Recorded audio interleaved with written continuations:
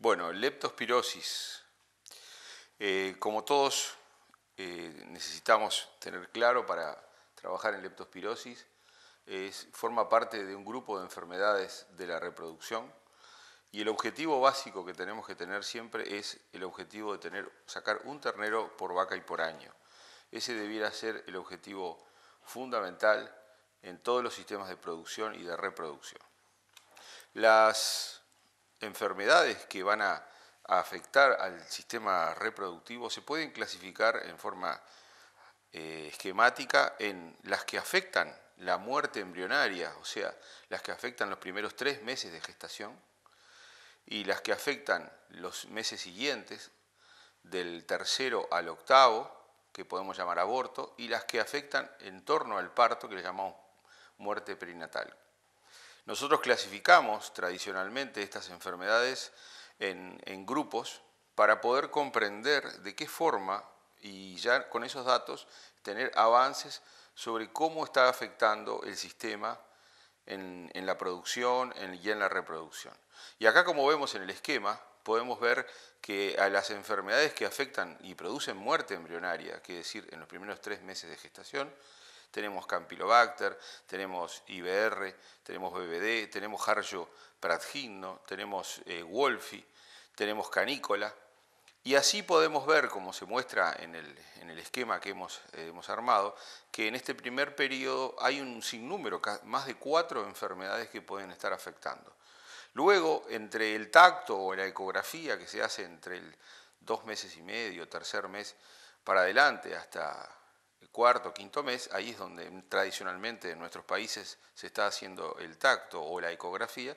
Ahí vamos a encontrar otro tipo de enfermedades que están afectando, como se muestra en este esquema, que también tiene que ver, en algunos casos, Campylobacter, algo de IBR, siempre está el virus de la diarrea viral, una serie de leptospiras que a veces son diferentes, como es el caso de la Harjo bovis, de la Íctero, y como también vemos Wolffi, gripotifosa, y esto puede llegar hasta el octavo mes. Finalmente se clasifican en el último grupo, en el grupo que afecta exclusivamente la muerte perinatal, a la leptospira pomona, a la brucelosis, que no está puesta acá, pero que es tradicional, como una enfermedad bacteriana que también afecta a la reproducción. Esto puede afectar en el último mes de la gestación y puede afectar al momento del parto o a los 15 hasta 20 días postparto. Y así podemos ver que con estos datos podemos tener una primera aproximación de cuáles son las enfermedades y cómo están afectando en el distinto periodo del ciclo reproductivo.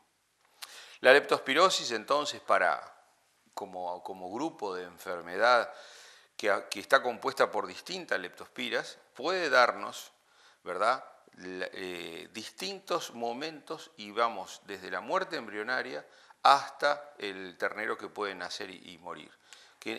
Esto es algo que tenemos que tener claro. Leptospira es una enfermedad que puede afectar durante todo el ciclo, digamos, desde que es imperceptible la pérdida hasta que el ternero está ya nacido, inclusive con algunos días.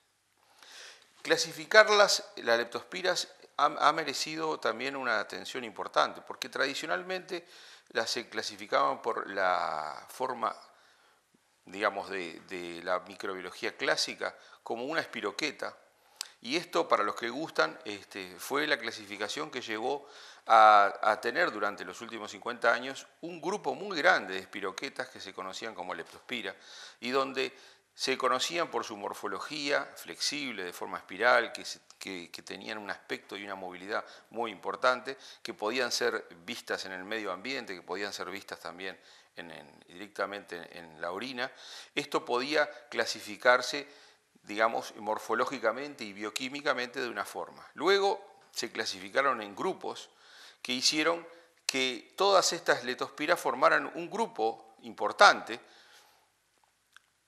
y estas las podíamos clasificar como las patógenas, que eran icterrogans, y las que no eran patógenas se llamaban biflexas.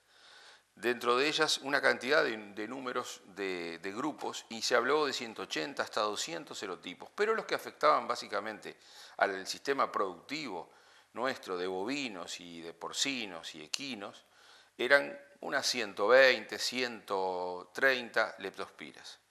Pero luego, con el avance de la ciencia, la nueva clasificación genómica hoy habla de otra clasificación con otro orden, y entonces vemos que hay otros genos variedades divididas por este nuevo sistema de clasificación, donde nosotros vamos a encontrar un grupo interesante que antes eran icterrogans y otras que eran interrogans, pero ahora tienen otros nombres por su clasificación, y aquí se ponen los nombres más frecuentes en lo que es la ganadería típica de América Latina.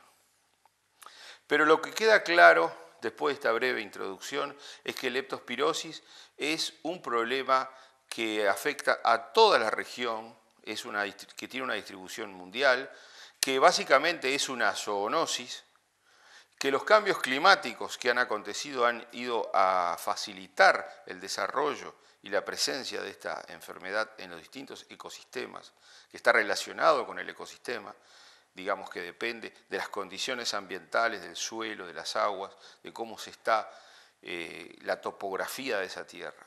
Es una enfermedad no erradicable, obviamente, está presente en sistemas que son imposibles de controlar y erradicar, y tenemos zonas, por esa topografía vamos a tener zonas donde están completamente inundados de leptospira porque tienen condiciones de humedad y de mantenimiento de aguas, y otras zonas que por su topografía, por su geografía montañosa, arenosa, con suelos ácidos, no les permite tener leptospira.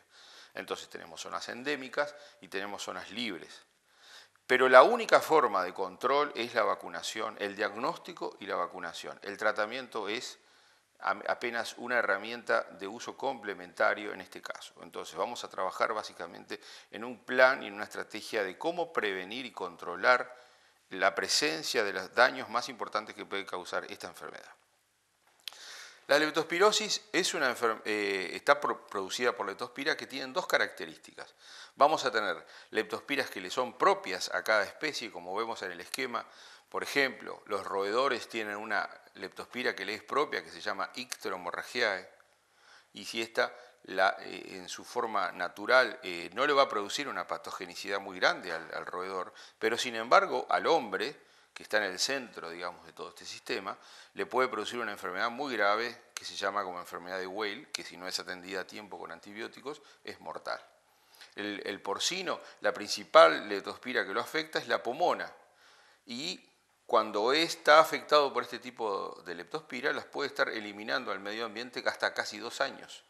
Mientras que al hombre, si le va a afectar como una hepatitis parecida a una hepatitis vírica, incluso confundible, si no es atendida a tiempo también puede llegar a ser mortal. La leptospira propia de los bovinos es la Jarjo, los distintos tipos de Jarjo, y la transmisión es entre bovinos y medio ambiente. Sin embargo, al hombre no lo afecta tanto. Bratislava es una leptospira muy importante en el equino, pero pomona le puede producir también aborto, y la íctero le puede producir problemas oculares y de piel. A los caprinos y a los ovinos les afecta mucho la pomona, y también en algunas regiones de América tenemos una presencia de la leptospira valum. En el canino, por ejemplo, tenemos la leptospira canícola que le es propia, que le afecta con un daño importante a nivel renal, pero la íctero también es muy grave para el canino, y la pomona también le puede producir daño. De modo que se puede decir que dentro de todas las leptospiras vamos a tener dos tipos, las que son propias, las que son autógenas de cada especie, y van a estar eliminándose en forma prolongada, con persistencia de la infección y de la eliminación renal, y aquellas que son de infección accidental, que le van a dar una infección grave, pero de corta presencia, que son las que a veces pueden causar más daño, no solo clínico de enfermedad, sino también productivo y reproductivo, porque nos va a traer pérdidas en el sistema económico que está funcionando. Como dijimos, leptospira se transmite básicamente en ambientes húmedos. La vaca, en el caso de Jarjo, contamina la orina donde está, y en el medio ambiente, en esa agua, en condiciones naturales, de temperatura templada o cálida, y con un pH tirando a ser neutro, vamos a tener una fácil contaminación y presencia en el agua. Se dice que un animal que está dentro del agua, en condiciones de calor, por ejemplo, a las 2 horas que está ya dentro del agua, la maceración de la piel le permite a la espiroqueta atravesar la piel intacta. así que apenas el animal está dentro del agua se puede contaminar, no necesita tener una herida, y es más fácil si inclusive ingiere en forma digestiva la leptospira del agua que está tomando. Y así es como la leptospira cierra los ciclos. La ictero contamina los alimentos, la pomona del cerdo contamina las torrentes acuosas, y así es como se van cerrando los ciclos en el ecosistema. Por eso que ponemos en esta que las vías de penetración son la conjuntiva, las mucosas, en fin, la propia piel que puede atravesar en estas condiciones, y la eliminación siempre es por orina, en todas las especies. Ponemos el ejemplo de la vaca porque es el tema de más interés, pero puede ser eliminado por orina por cualquiera de las especies. Inclusive los animales que forman parte del ecosistema, animales silvestres, pueden estar participando seguramente, no hay muchos estudios, están participando también de cómo funciona el sistema de leptospirosis y cómo se cierran los ciclos. La patogenia quiere decir el ciclo que esta leptospira va a pasar adentro de los animales. En todas las especies es igual. O sea, después que entró la leptospira, hace un periodo de incubación donde aumenta la temperatura, hay una invasión generalizada, una fase de septicemia, luego hay un periodo de concentración, primero en el hígado, y da un cuadro hepático, y luego va hacia el riñón, da un cuadro renal, y finalmente todos los procesos de infección terminan con eliminación renal. Quiere decir que dependiendo de cada especie y de cada tipo de leptospira vamos a tener periodos patogenias más cortas o más largas, pero todas van a terminar finalmente eliminando leptospira por riñón y contaminando el medio ambiente nuevamente. Pero el veterinario que trabaja en producción y en reproducción puede ver una cantidad de casos de patologías, como puede ser fiebre, anorexia, falta de apetito, ¿verdad? Ictericia, ese color amarillento, hemoglobinuria, el manchado de la orina con color sanguinolento, puede haber dolor renal, nefritis, puede haber una mastitis flácida y sanguinolenta, que es típica de los cuadros de leptospira, puede haber dermatitis, en el caso del equino se puede ver en algunos casos también meningitis. Pero lo más frecuente, por lo cual el veterinario es convocado a la finca o a la hacienda para hacer su trabajo, es porque aparecen muertes perinatales, porque aparecen abortos o repeticiones de celo. En el caso de la producción bovina, estas son las consultas más frecuentes. Y así es como uno normalmente ingresa al caso, y después que uno está adentro, empieza a ver todos los demás cuadros en ese animal o en los demás animales, inclusive en otras especies, inclusive en las personas que trabajan en la finca o en el establecimiento. Nosotros trabajamos desde hace muchos años, estamos hablando de algo así como 18 años que estamos trabajando en leptospirosis, y empezamos trabajando con 3 leptospiras, que era lo que normalmente se diagnosticaba y traía problemas. Luego pasamos a tener 6 leptospiras, luego 7, y finalmente hace 3 años empezamos a encontrar en algunos lugares donde teníamos el sistema controlado. En el caso de Uruguay era el sistema de producción ligado a la producción arrocera, donde tiene un sistema, un ecosistema adaptado muy fácil a la leptospira, y empezamos a encontrar nuevamente problemas de aborto donde ya lo teníamos controlado. Luego de investigar por qué se producían esos abortos nuevamente, vimos que había una leptospira y que no era la leptospira que nosotros estábamos normalmente diagnosticando y normalmente haciendo vacuna para ello. Entonces empezamos a investigar y veíamos que también en Australia, en Nueva Zelanda, en Gran Bretaña, en Estados Unidos, estaba apareciendo una nueva variedad, y esta nueva variedad se llamó Harjo bovis, una leptospira que sí existía, pero que no había invadido todavía todos los ecosistemas, y empezamos a encontrar esto a partir del 2007 en el Uruguay. Ahí se procedió al aislamiento y a la clasificación de esta leptospira y a la incorporación de ella al sistema de diagnóstico primero y luego a la vacuna para hacer la prevención, con resultado muy exitoso. Y ahora vamos a ver que la leptospira Harjo, si bien existe también la Harjo pradgino, son diferentes. La Harjo que nosotros conocíamos antes era una Harjo que daba sobre todo muerte embrionaria, que se daban en títulos bajos en el diagnóstico y que no da ni diagnóstico cruzado ni inmunidad cruzada con la Harjo bovis. La Harjo bovis es una leptospira que va a producir un aborto de 4 a 6 meses, es una que va a dar infección renal persistente y que va a dar, cuando aparecen los problemas de aborto, van a dar títulos muy, muy altos. Entonces ahí nosotros encontramos que era necesario incorporarla a la vacuna, y así como hoy la vacuna tiene 8 antígenos, dado la necesidad de ir incorporándole las distintas leptospiras que van apareciendo en la epidemiología que vamos siguiendo día a día en nuestro país y en los demás países. Para el diagnóstico, leptospira requiere fundamentalmente un diagnóstico clínico, pero con soporte de diagnóstico de laboratorio. Quiere decir que tenemos que tener abortos, muertes perinatales, tenemos que tener una sintomatología clínica.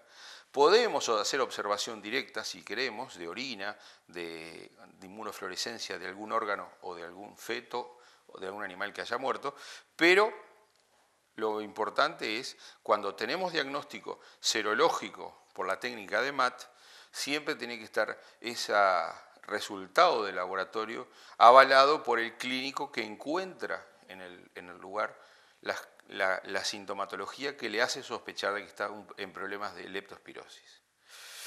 Como decíamos, los títulos de leptospira Harjo bovis son muy altos, a diferencia de otros, como el de Harjo prasgino antiguamente. Y así es como tenemos que aprender. A lo mejor un título bajo de leptospira pomona tampoco es muy importante, aunque en la técnica de MAT, que sigue siendo la técnica de referencia, la dilución de corte sea 1 en 200, nosotros le damos relevancia a leptospira pomona cuando tiene un título por arriba de 1 en 800. Y cuando es Harjo prasgino, lo consideramos como 1 en 400 un título interesante. Pero hay varias técnicas de aislamiento o de visualización directa como las que se indican en estas transparencias. Hay una cantidad de técnicas que han seguido avanzando, se han tratado de evolucionar en el tema de diagnóstico, pero la técnica de referencia para uso veterinario y para uso humano sigue siendo la técnica de MAT, que es la microaglutinación en placa o en tubo. Es una técnica difícil, pero es una técnica que sigue siendo la técnica básica de referencia en la cual hoy se puede seguir confiando, a pesar de que existe ELISA, inmunofluorescencia, que son complementarias y que no han sido todavía sustituidas por la MAT. Nosotros podemos mostrar acá algunas fotos de patologías, de hallazgos que hemos tenido, por ejemplo, ictericias, abortos. Como vemos en esta transparencia, leptospira no es una causa que va a dar muertes en animales adultos. A veces, cuando se da en un animal ya de más de un año y medio, que es raro, puede deberse a que está asociada a otras patologías. En este caso, por ejemplo, a diarrea viral bovina, donde el animal se inmunodeprime y puede causar una muerte. Pero si algo no produce leptospira, es muerte en animales adultos. Es raro, se pueden dar por causas, como digo, extraordinarias. Lo que vamos a ver es toda la patología reproductiva y hasta la muerte de terneros en los primeros días de vida. Las petequias de riñón, los daños de riñón, los daños a nivel hepático son mayores o menores grados importantes a tener en cuenta en el hallazgo de la necropsia. La orina coloreada, donde si es fresco se puede ver la presencia directa de leptospira o a través de tinciones. Las ictericias y los daños renales son realmente importantes y conviene hacer una evaluación siempre que se tenga un material fresco para diagnosticar. Concluyendo, hoy el sistema lo que necesita es exclusivamente diagnóstico y prevención. En algunos casos el tratamiento es válido cuando estamos en presencia de un animal persistentemente infectado que está eliminando por riñón leptospira y nosotros podemos hacer un tratamiento antibiótico. Pero la prevención tiene que estar concentrada en una vacuna que contenga los antígenos específicos de la región. Hoy nosotros estamos trabajando con 8 cepas porque es lo que se ha diagnosticado. Y con la incorporación de la Harjo bovis en la vacuna, tenemos la vacuna más completa que abarca lo que se necesita realmente en nuestro sistema. Y además podemos dar garantías porque son productos que están siendo controlados a nivel de la compañía y a nivel oficial, que la vacuna da resultados y se aplica según los requerimientos en vacunaciones cada 6 meses o cada 4 meses, dependiendo la epidemiología, las condiciones, la inmunidad y la situación que se está viviendo en leptospira. nosotros podemos dar una recomendación de vacunación desde animal joven para tener una buena base inmunológica y luego repetición cada año, o en los sistemas que tienen el sistema de servicio de toros concentrado, vamos a vacunar en la mitad del ciclo para reforzar el último periodo, como hacemos en algunas zonas donde tenemos bien concentradas las fechas de los servicios de toro y los nacimientos. Y si no, en los sistemas donde el toro permanece con el hato todo el año, nosotros vamos a tener vacunaciones cada 6 meses en un sistema con una epidemiología normal, o en algunas situaciones podemos incluso llevarlo a 4 meses cuando el desafío es muy grande.